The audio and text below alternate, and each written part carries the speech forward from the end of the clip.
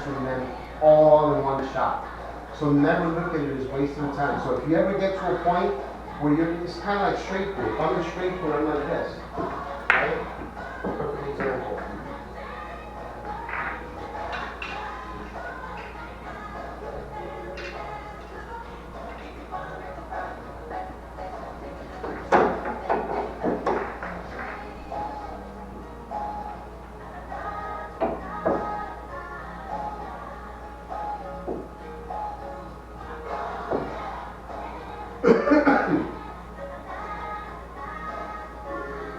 I'm in straight pool, right?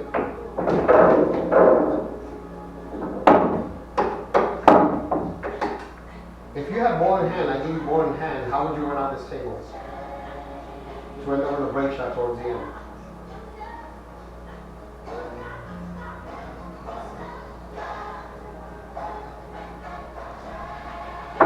Take your time, you don't have to like. Well, my break shot, I would want to finish over here and use the 8-ball from the side to break out. Okay. That would be solid.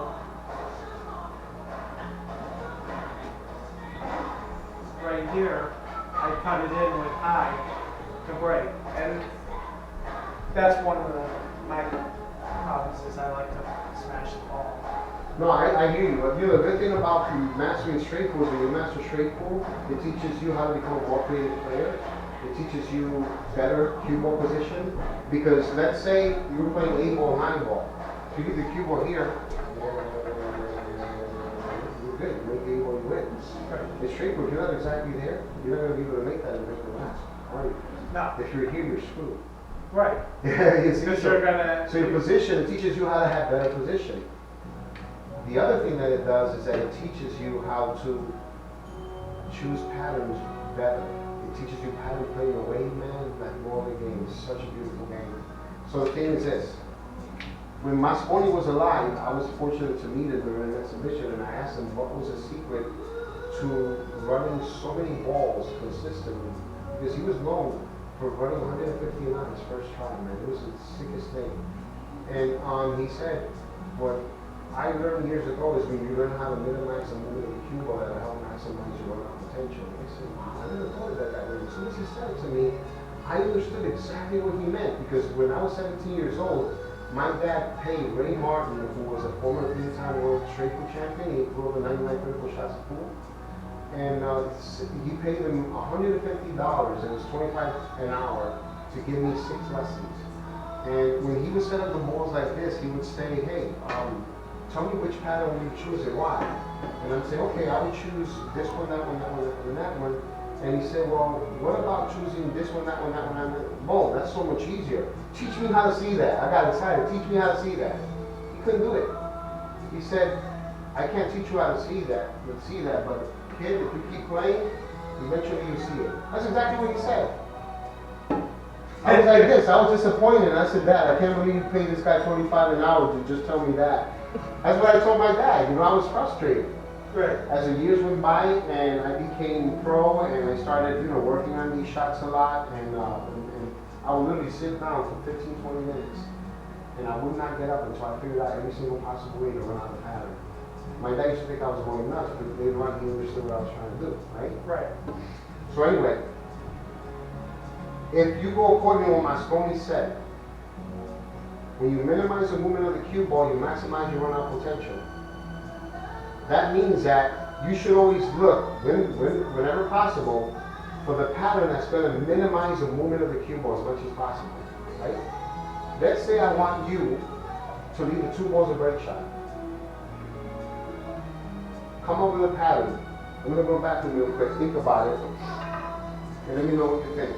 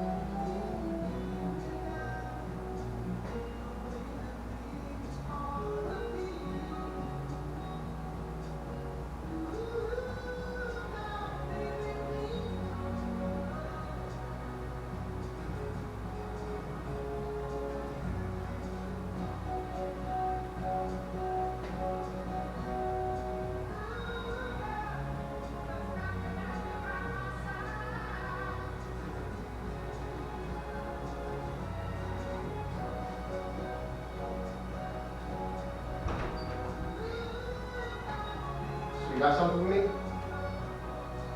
Still working on it.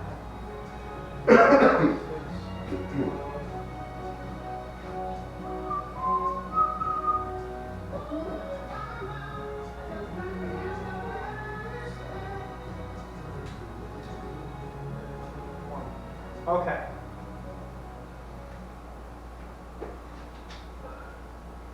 6 upper right, Uh-huh.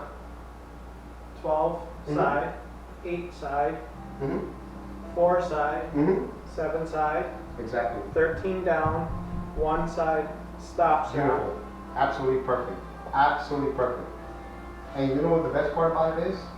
When you pick the correct sequence, you can actually have the ability to run the table without touching a cushion. Yeah, Stop, because stop, it's stop, all stop, stop, shots. stop, stop. You know, if you hit it perfectly, and that's where mastering the stop shot that I was showing you earlier is going to come into play. Because one of the things that I discover when I'm teaching people how to play straight pool is most of them actually know the patterns every bit as well as I do. But why is it that they can't run as many balls? Because they can't execute as well as I do. Because they will run into a problem shot and decide to neglect it instead of going back to the drawing board, stopping everything they're doing, and then just keep shooting until they master it. So once you do that, so that's exactly right. That was it. And the way that I started thinking about this is I started saying to myself, you know what? Let me think backwards. They always say you think or think backwards. Think of it as an election. Which is the best candidate to get me to the 2 ball, 1 ball? Right. Which is the best candidate to get me to the 1 ball? 13. Straight, right? So this is what I'm looking at. I'm usually giving the answer away when I'm doing a clinic. I say, which is the best candidate to get me straight? The 13, right? Which is the best candidate to get me straight, right? Which is the best candidate to get me straight, straight, straight, and straight, right? So if you look at it that way, you're always it's going to open up your mind to see a world of possibilities and patterns that you never thought were there, right? But keep in mind, when you're playing straight pool, you're almost always going to see a triangle towards the end. It's like inevitable. You're almost always going to see that triangle. It doesn't have to be a perfectly shaped triangle. Right. It's always going to be 3 points though. Or exactly, or kind of like a square. But more importantly, a triangle. If you look for that triangle, you're gonna do damage because you're gonna see a lot more patterns, right? Now, let's move this a bit, right? Let's move this here, there.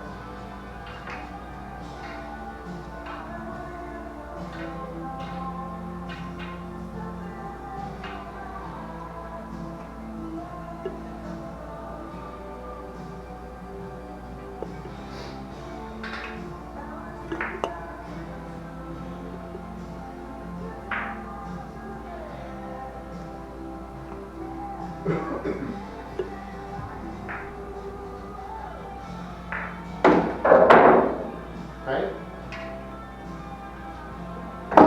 What would you do here to run out? Now the 8 is obviously too high for a break shot.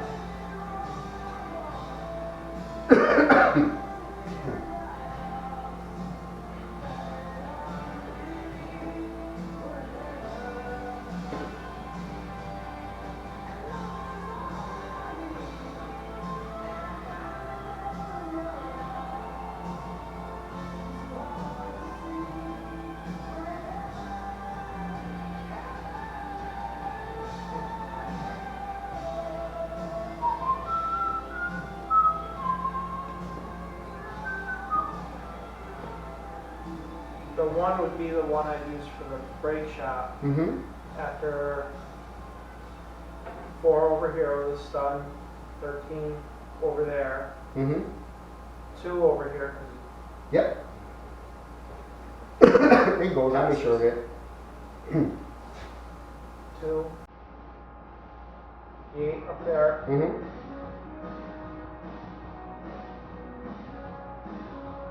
start with the 12 over there and the 7 over That's there. it. That's it. Perfect. Absolutely beautiful. That's it. That's it. You got it. And then it's just executing. That's all it is. And give it a shot. Let me have you shoot it. Give it a shot. Take ball in hand. And let me tell you, just so you know how impressed I am, I've been teaching for 30 years. I've been playing pool for 40 years. This is only the second time that I've actually had someone that said they're skill level 3 take a lesson from me and guess the first 2 patterns in the first try. Right? It goes to show me that you play a lot of 8-ball. Right?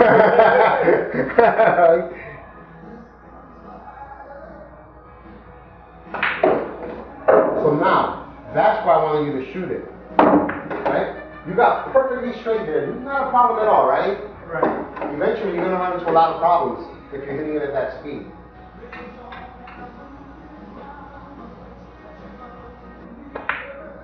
That's the speed I want you to get used to hitting it, because it's only if you hit it a little too soft or a little too hard, you're still going to end up in the neighborhood. When you hit it too hard, if you hit it a hair too high, it's going to go forward. If a hair too low, it's going to come backwards. So you're never going to be in the vicinity of where you need to be in order to complete the pattern. Right? So in my bad words, calm down, little boy. That's what he used to tell me. Every time I hit the ball too hard, he would look at me and say, calm down, little boy, calm down. I say that to my 23-year-old and he looks at me like I'm crazy. Need a bridge? Yes.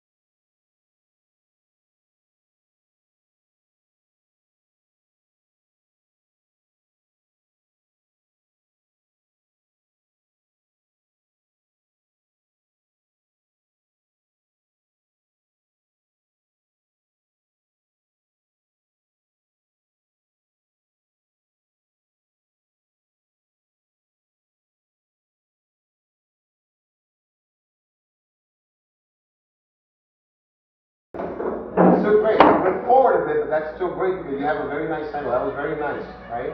Now, I'm going to add one more element into this whole shebang, right? That's going to help you immensely.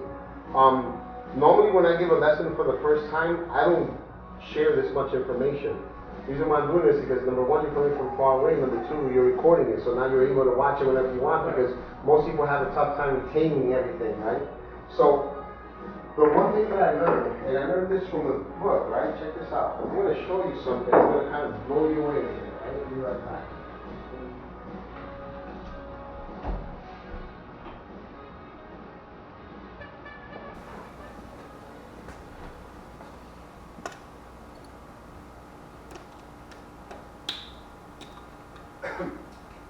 This is a book created by a former world champion, Jimmy Harris. Right?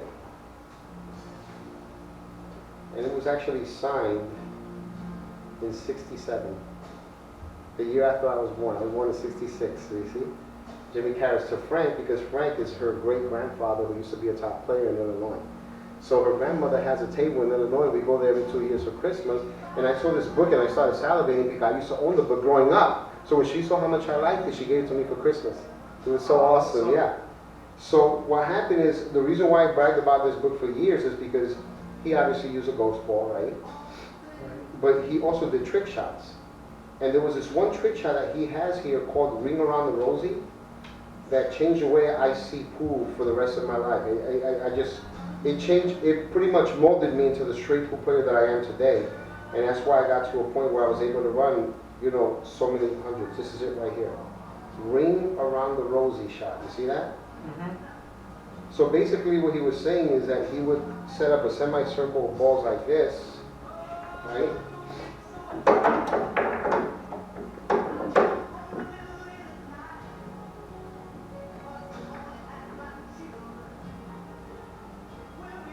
And then he would like bank this ball here, and when he hit it, It would hit all it would the end up going around. saying, man, that's interesting. How does that happen? So when I started learning about the 90-degree angle, and I said, this is going to teach you how to become a better straight pool player. Why? Because now, if I'm playing straight pool, and I'm like this, I have this shot here, right? Now, of course, I'm exaggerating with the line. This is just an example, right? So if I have this shot here, and that ball there, right? What do you think I'm going to do here, according to Ring Around the Rosie?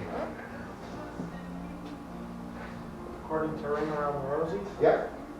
you're going to hit this, so the cue ball goes around and ends up over here. Exactly. And it pushes those out. Exactly. And you know what's the best part about this entire thing?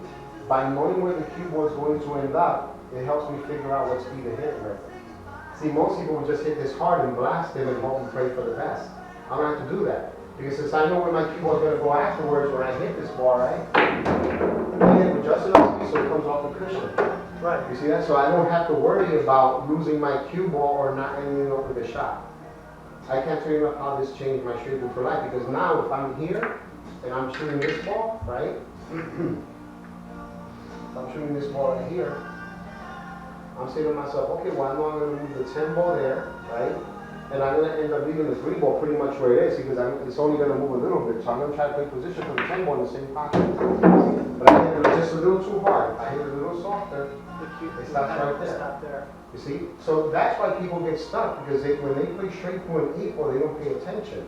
They don't understand that if you have like 2 balls here that are pointing right in between the diamond and the pocket, right in between, anytime the cue ball comes anywhere near that 3, it's going to go boom, boom, straight in the pocket.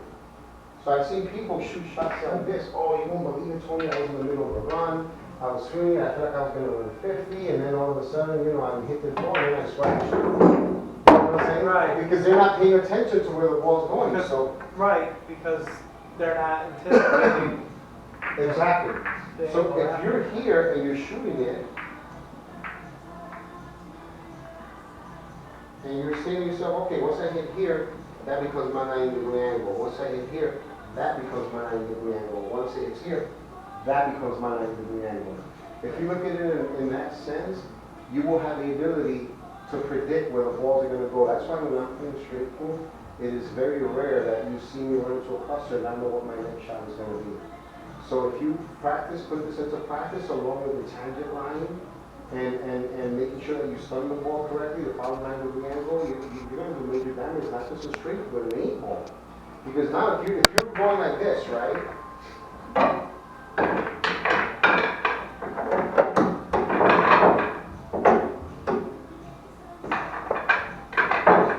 Yeah, isn't that a neat book, man? It's such a neat book. If you look at it over here, right? Printed in 1948 to 1966. It's crazy.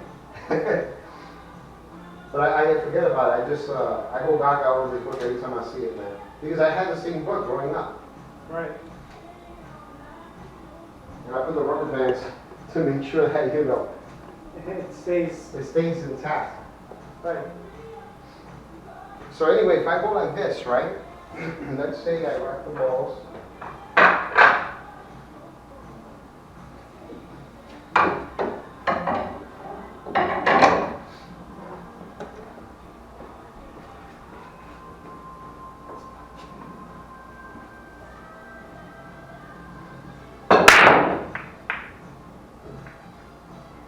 Okay, so now I'm going to go ahead and eliminate all the solids.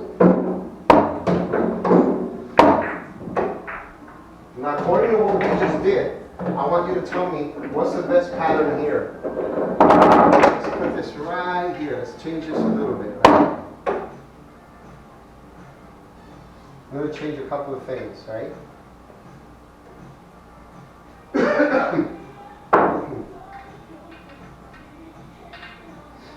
Okay, are we going straight ball or are we going 8 ball? We're doing 8 ball. Okay.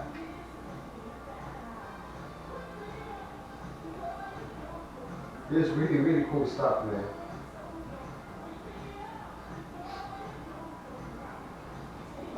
Okay. And are we assuming ball in hand? Ball in hand. I just broke, made 7 solids on the break and scratched.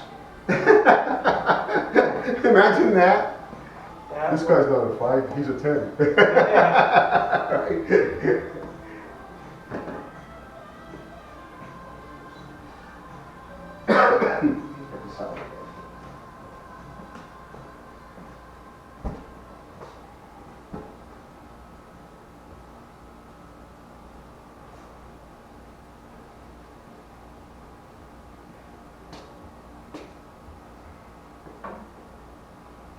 Let me just move this over a bit, just a little bit. Just a little bit. Maybe a little closer to the wall. Okay, now that changed everything, because I was using the 11 ball to get on the 8 ball for here. Mm-hmm. Okay, so.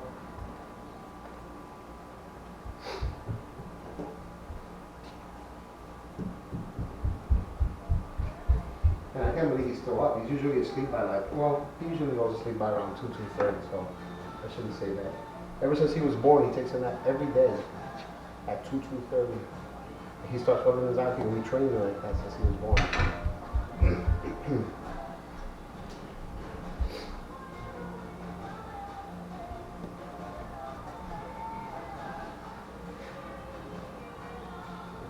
Okay, well, it's 12 here, Mm-hmm. 15 here, Mm-hmm. 13 there, Mm-hmm.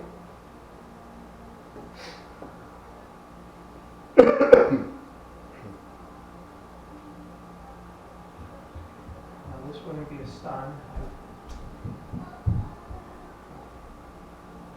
10 over here, Right? 4, because I wanted to put the 11 before the 14 so I could get on the 9. Right. Let me put it to you this way. The 9 is what I call a trap ball. I'm trying to trap you into believing that that must be the last shot. But it's not. No, because I can still use the 11 to go for the 8. Mm-hmm. So, still 12, 15, 13, 10. Mm-hmm.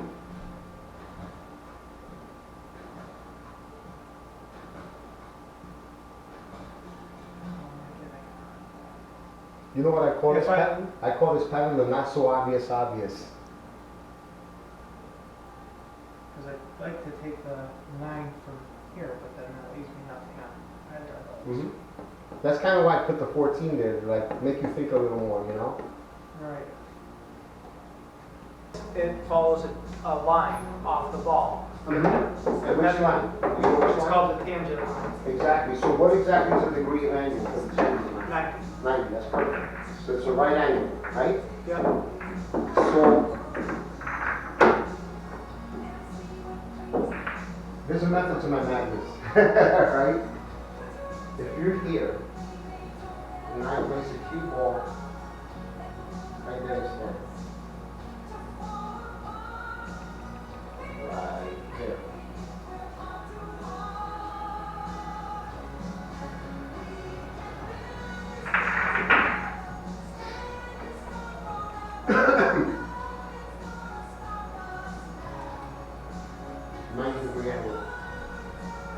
This is a 90-degree angle, a laser. It's not here, a standard laser. So that's where the keyboard's supposed to go. It's supposed to go This way. that way, right? So now, a lot of people get confused when they're cutting the ball because they're so used to stopping it, they end up mishitting the ball and they're trying to find a 90-degree angle. I said if you get to a point where that happens to you, then just set up the shot just like this and try to shoot it very softly like this. You see, so try to stop it. And if you see that you stop it, then now hit it at the same exact speed. Hit the keyboard at the same exact spot. When you get this, you're cutting the ball. So a 90-degree angle, right, is a stop shot with an angle. That's all it is. You're hitting at the same exact speed as you would a stop shot. So now let's see how close I get to a 90-degree angle. not exactly, because I drew away from it. I do not want to draw away from it. I don't want to go this way. I want to go at a 90-degree angle. Again, I'm a perfectionist, so I like to make sure. Also, you have to keep in mind, I might have hit that ball there. If I hit that ball there, I'm going to create a slight angle going that way there. So you want to try your best to hit it in the center of the pocket if possible. It's a little closer, right? It's a little closer. So what I'm getting to with this is, if you master this,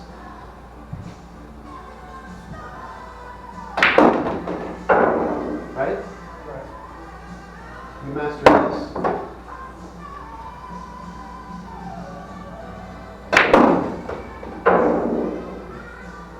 You see what I'm talking about? Right. I hit it a little bit accidental left. What I'm trying to say is that if you're used to hitting this in between the center and the bottom at this speed, or slightly below the equator, like that, now you're going to have the ability to go like this. Slightly below the equator. Right? I always have problems hitting that ball with spin, no matter how hard I try not to hit it there. I'm trying to hit it just center ball. That's it right there. And now you've got this 2 ball. So, exactly. So what I try to tell people is when you're mastering that straight shot, you're mastering multiple shots on the pool table. It's like, you know Bruce Lee's philosophy? Well, he had such great philosophy. One of his was, I fear not the man that practices 10,000 kicks once, but I fear the man that practices one kick 10,000 times, because that means he mastered that one kick because he did it 10,000 times. If I get hit with it, I'm in trouble.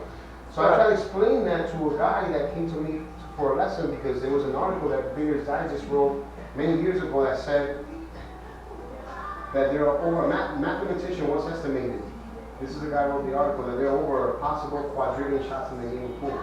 So a guy came up to me and read the article. He said, "Did you read that article?" I said, "Yeah, I read that article." And he said, "There's no way if you live 3 lifetimes that you could ever have the time to master a quadrillion shots." And I said, "Why not?" He said, "You can. There's no way physically possible." I said, "You don't have to." He said, "What are you talking about?" So what he didn't understand was this. If I took the time to shoot this shot 10,000 times, the reason why I always set up this shot is this was the first shot I mastered in the game pool. And I remember this like it was yesterday. I was jumping up and down, 17 years old. Dad, you're not going to believe it. I mastered this shot to the point where I was able to hit it, come straight up and down, hit that rail, stop it in front of the 1 ball position there, right? So I told him, I said, if you shoot this shot 10,000 times, so I would hit here and there and come there, you have no idea what you're doing for your game. I said, but Tony, that's just wasting time in one shot. And I said, no, it's not. This is why it's not a waste of time. I told people, they look at me forward, and I said, do you consider yourself smart? Of course I do. Well, if you consider yourself smart, your brain is smart enough to recognize the shot if it comes in a different part of the table. Right. You see, so if you master this to the point where you shot it 10,000 times like this, right?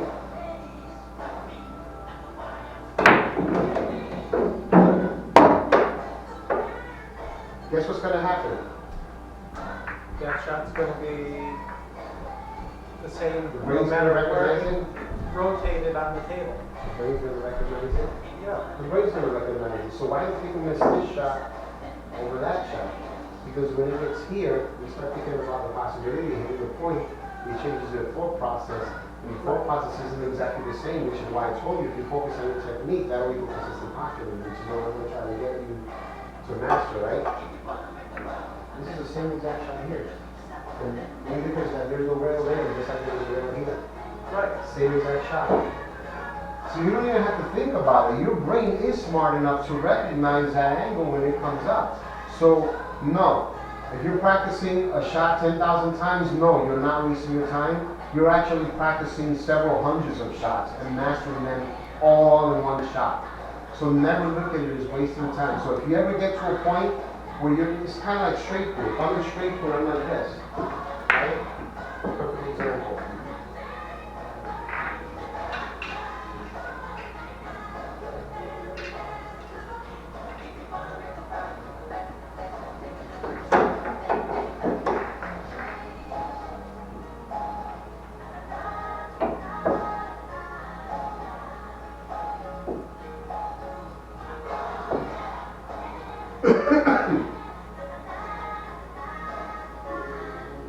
straight pull, right?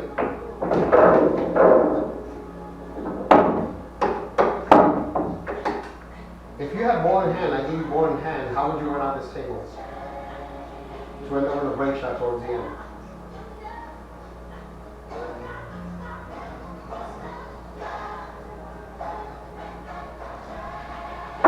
Take your time, you don't have to like. Well, my break shot, I would want to finish over here and use the 8-ball from the side and to break out. Okay. That would be solid.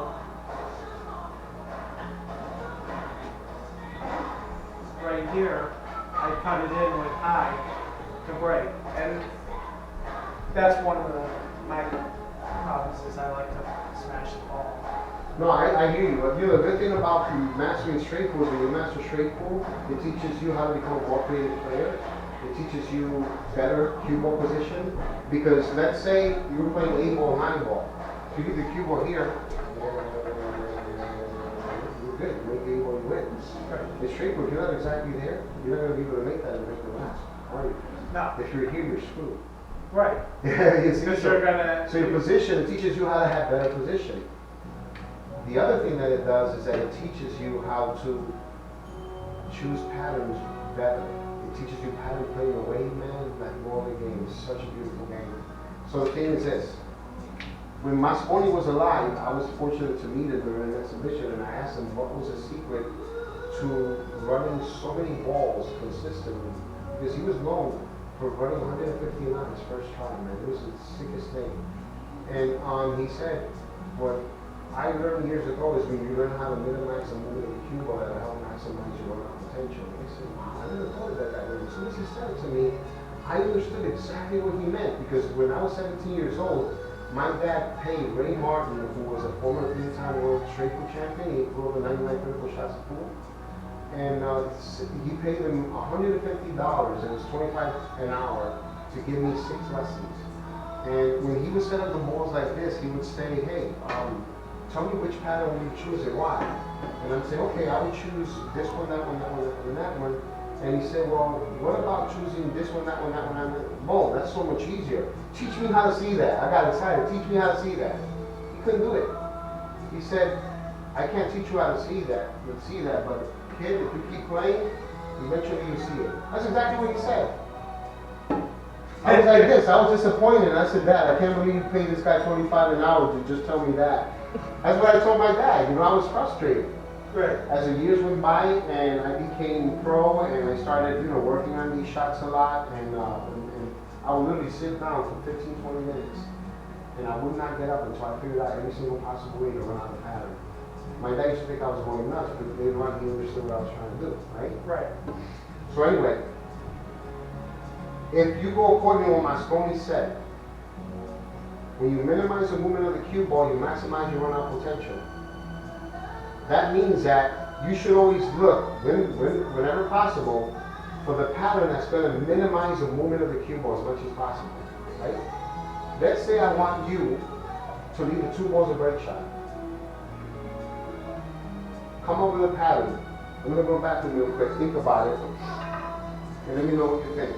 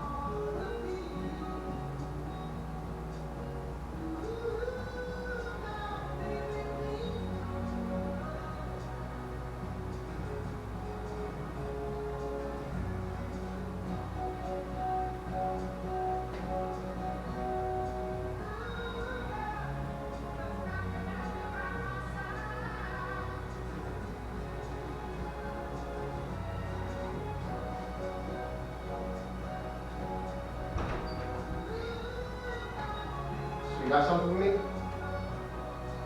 Still working on it.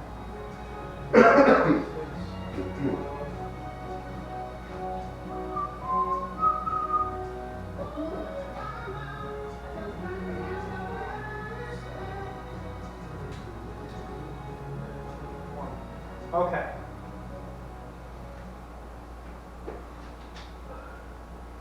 6 Okay. upper right, Uh-huh. 12 Mhm. side, 8.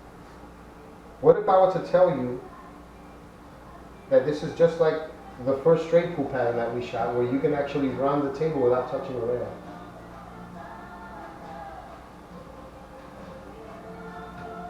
I know it's once I say that, you're gonna figure it out. No doubt in my mind about it. Take the 9 first. 10, 13, 12, 15, 14, 11. Okay, 9 first, Mm-hmm. then the 3rd, then the 10, Mm-hmm. then the 13, then the 12, 15, 14, Mm-hmm. 11, 8 in the corner. That's probably the second best pattern that you can choose. Very, very close. That's a fantastic pattern. Absolutely great pattern. And it's all stun shots. No, Mhm. no Yep. rails whatsoever. Yep. Let's see. Because the 11's the key ball. And That's why I call it the not so obvious obvious. Because it doesn't have to necessarily be the 11. The 14, it would be a cut shot, and it would end up on that rail. Okay, so I'm going to show you something, right? Okay. Stop shot, 8 ball. That's all I'm going to say. Okay, so, But that's why people never think of it, because they're thinking of the 13 as being in the way, and not realizing that at the end of the rack it's going to be it's gone. going to be gone. So it would be 9, 10, 13, 12, 15, 11, 14 over there. Exactly. And that's one of two ways. What's the other way? Both are correct. Both are correct.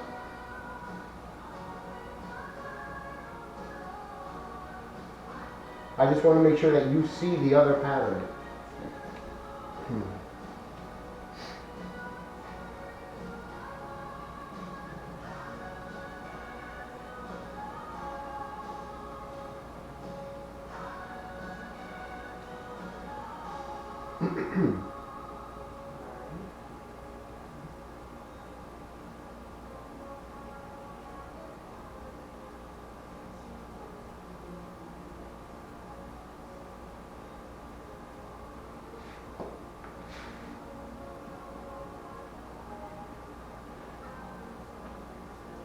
I could do the same and then finish with, I could still finish with the 11, just still 9, 10, 13, 12, 15, Mm-hmm.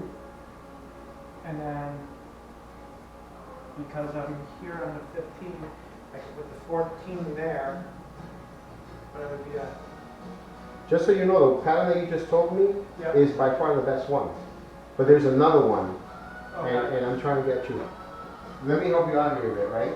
The reason why most people don't see the other one is because of the distance between the 15 and the 9. See, but if you actually shot a stop shot here, stop, stop, stop, stop, stop, stop, stop. okay, You see? So you were actually looking at it. You were standing here at that time, but you didn't see it. And if you were to stop, why? Because you're smart. You're trying to avoid the longer stop shot, which is what you're supposed to do. That's why the first one you chose was a better one, because if you have ball in hand, you Right. want to shoot a closer one. because I was looking for the least Exactly. amount of ball movement. Exactly. I just wanted you to understand that there are other possibilities, because let's say you're having one of those days where this pattern doesn't feel comfortable, I feel more comfortable with the other one, you might want to choose one. And I'm not saying that the second one is more comfortable, but you're going to have those days where you want to look at all the possibilities, because the more possibilities you look and find, the easier you're going to start seeing the patterns. You're going to start seeing it more and more frequently, and it's going to become so easy, it's going to turn into a joke.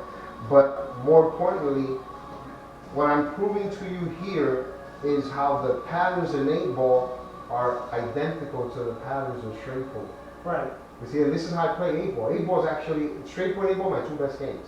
I play them equally as good. You know this, but I prefer straight pool over 8-ball because I can run a lot of balls without having my phone to shoot, right? Right. But but what I love about both games is the fact that I pretty much, when I'm shooting it and I'm running out, it looks effortless because I'm choosing the correct pattern. I could not believe, you see that picture of me right there in the top right? Yeah. That was when I won the 2011 National Grandmasters Pro Championships in Vegas, in 8-ball. I could not believe that in that tournament I played against top pros, and they had no clue how to play 8-ball. All they were doing was just shooting and run balls. They had no clue about pattern play.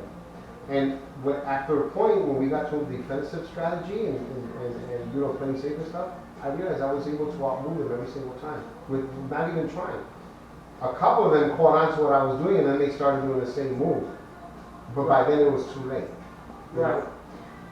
So what I'm trying to say is, again, when you minimize the movement of the keyboard, you maximize the run-up potential. If you keep doing it that way every single time, man, you're going to start seeing, it's going to open up, like I said, an entire new world, just not for 8-ball, but for straight pool as well. But don't neglect straight pool, keep playing straight pool, because if you keep playing straight pool, it's going to open even more world of possibilities. Because you know, when you're shooting break shots and stuff like that, there is a way to predict where the cue ball is going to go, more or less, when you're shooting break shots.